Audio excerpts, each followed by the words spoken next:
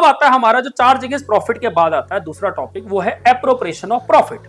अब appropriation of profit का क्या मीनिंग सीखा हमने सीखा कि जो भी हमने प्रॉफिट एंड लॉस अकाउंट बनाया उसमें हमने जो भी प्रॉफिट कमाया पार्टनरशिप फर्म ने, उसे प्रॉफिट एंड लॉस एप्रोप्रिएशन में पार्टनर्स को किस रूप में बांटना है वो हम सीखेंगे। क्या सीखेंगे कि पार्टनर को किस रूप में बांटना है, जैसे सैलरी के रूप में देना है, इंटरेस्ट ऑन कैपिटल के रूप में देना है, कमीशन के रूप में देना है या प्रॉफिट के रूप में देना है, ये हम सीखेंगे profit and loss appropriation account में। तो profit and loss appropriation account कुछ नहीं है, बस जो प्रॉफिट कमाया हुआ है पार्टनरशिप फर्म के द्वारा, उस फर्म ने जो प्रॉफिट कमाया वो पार्टनर को बांटना है, उस बांटने को ही हम कह रहे हैं profit and loss appropriation account. ठीक है जी। अब आप समझते हैं profit and loss appropriation account का फॉर्मेट समझते हैं क्या है। सबसे पहले हमने कहा जो प्रॉफिट है हमारा हम यहां लिख देंगे जो फर्म ने कमाया है। अगर पार्टनरशिप फर्म ने अगर पार्टनर को कोई ड्राइंग दी है तो उस पर जो इंटरेस्ट चार्ज होगा वो प्रॉफिट को बढ़ा देगा, तो वो पार्टनर्स के हिस्से को बढ़ाएगा, इसलिए इंटरेस्ट ऑन ड्राइंग हम इसमें ऐड कर देंगे। तो मान लीजिए अगर फॉर एग्जांपल हमने 1 लाख रुपए कमाया था और 10,000 रुपए अगर हमने क्या किया इंटरेस्ट ऑन ड्राइंग पर चार्ज किया, टोटल हो गया 1,10,000 हमारे पास। अभी 1,10,000 पार्टनर को किस रूप में देना है वो समझते हैं हम किसके अंदर, प्रॉफिट एंड लॉस एप्रोप्रिएशन के अंदर। तो हमने कहा किस रूप में दे सकते हैं, सबसे पहले हम इंटरेस्ट ऑन कैपिटल के रूप में दे सकते हैं।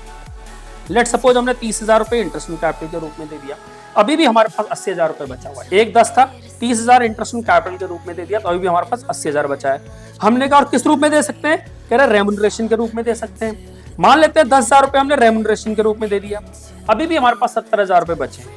हमने कहा और किस रूप में दे सकते हैं, कमीशन के रूप में दे सकते हैं। लेट सपोज हमने 10,000 रुपए कमीशन के रूप में भी दे दिया, 50,000 रुपए दे चुके हैं, अभी भी हमारे पास 60,000 रुपए बचा हुआ है। और किस रूप में दे सकते हैं, क्या हम फ्यूचर के लिए बचा के रख सकते हैं, यस, कुछ हम पैसा रिजर्व में भी ट्रांसफर कर सकते हैं कि फ्यूचर में काम आए, at the time of contingency ये काम आए। लेट सपोज हमने 10,000 रुपए वहां पे ट्रांसफर कर दिए, अभी भी हमारे पास 40,000 रुपए बचा हुआ है। कितना, 30 और 60,000 50,000 अभी भी हमारे पास बचा हुआ है। हमने कहा इस 50,000 को दोनों में बांट देते हैं, 25,000 और 25,000।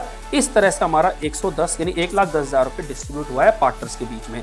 इसी एलोकेशन को हम कह रहे हैं profit and loss appropriation account, यानी allocation of net profit earned by the partnership firm between partners is known as profit and loss appropriation account. I hope आपको इसका फॉर्मेट समझ में आया होगा, आई होप इसका मीनिंग समझ में आपको आया होगा। ठीक है जी।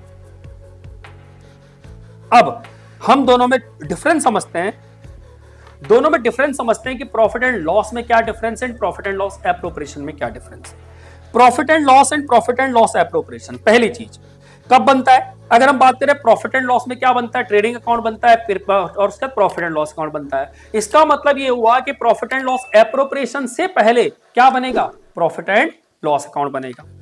अगर हम बात करें profit and loss appropriation account की, तो प्रॉफिट एंड लॉस एप्रोप्रिएशन में क्या होगा, प्रॉफिट एंड लॉस के बाद बनेगा। क्लियर है बात।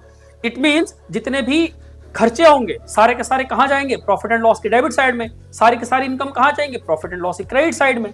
But in case of appropriation अगर कोई इनकम जनरेट हो रही है किससे, पार्टनर से, जैसे इंटरेस्ट ऑन ड्राइंग, तो उसे प्रॉफिट एंड लॉस में क्रेडिट लिख देंगे। इसके अलावा पार्टनर को जिस रूप में भी प्रॉफिट बांटा जा रहा है उसे डेबिट लिख देंगे, चाहे वो सैलरी हो, कमीशन हो, इंटरेस्ट ऑन कैपिटल हो, एटसेट्रा। ऑब्जेक्टिव की बात करें, इसका ऑब्जेक्टिव है प्रॉफिट अर्न करना, ये लॉस जो भी है उसे दिखाना, बुक्स में दिखाना है कितना प्रॉफिट और कितना लॉस हुआ है। इसका ऑब्जेक्टिव है पार्टनर्स में जो प्रॉफिट कमाया है उस प्रॉफिट को पार्टनर्स में कैसे बांटा जाए, किस रूप में बांटा जाए, किस रूप में पार्टनर को दिया जाए, इसका ये ऑब्जेक्टिव है। अगर हम नेचर ऑफ आइटम की बात करें तो यहां पर सारी के सारी चार्ज अगेंस्ट प्रॉफिट वाली आइटम्स आती हैं। जनरली इसके अंदर सारे के सारे खर्चे आते हैं जो कंपलसरी नेचर के हैं।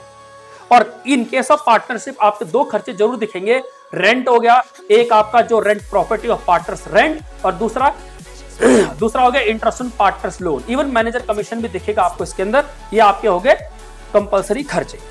इसी तरह अगर हम बात करें कि प्रॉफिट एंड लॉस एप्रोप्रिएशन में क्या आएगा, कि सैलरी कितना दे रहे हैं पार्टनर को, कमीशन कितना दे रहे हैं पार्टनर को, इंटरेस्ट ऑन कैपिटल कितना दे रहे हैं पार्टनर को, या जर्नलिज्म में कितना पैसा ट्रांसफर कर रहे हैं, प्रॉफिट के रूप में कितना दे रहे हैं, वो सारा का सारा आपको दिखेगा profit and loss appropriation account में। और इंटरेस्ट ऑन ड्राइंग को हम क्या करेंगे, प्रॉफिट एंड लॉस अकाउंट में क्रेडिट कर देंगे।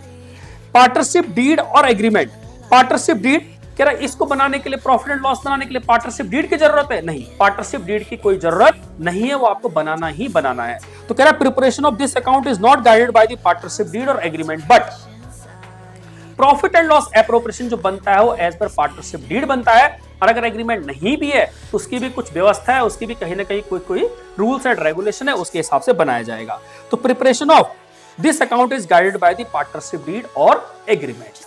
बात करें मैचिंग प्रिंसिपल की, तो प्रॉफिट एंड लॉस में matching principle is compulsory. Matching principle लगता है, रिवेन्यू और एक्सपेंस आपके मैच करने चाहिए, but in case of profit and loss appropriation account this principle is not required. ये जरूरत ही नहीं है इस प्रिंसिपल की कि मैचिंग प्रिंसिपल की जरूरत है। तो these are the basic difference, क्योंकि आपसे 2 से 4 मार्क्स का पेपर में पूछा जा सकता है।